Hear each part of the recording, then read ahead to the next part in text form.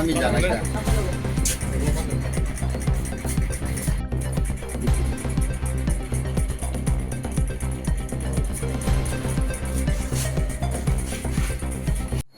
আজকে সন্ধ্যার দিকে আমাদের কাছে একটা গোপন খবর আসে যে রতনপুর এরিয়ার কাঁচামাটি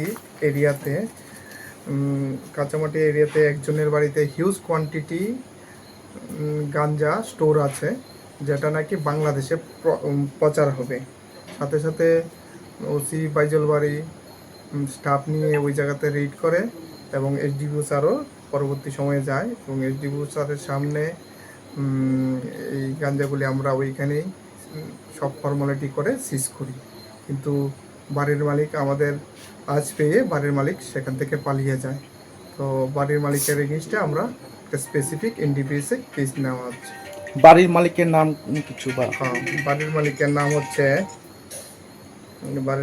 হচ্ছে প্রাণের বাবার নাম হচ্ছে কালীধন দেববর্মা।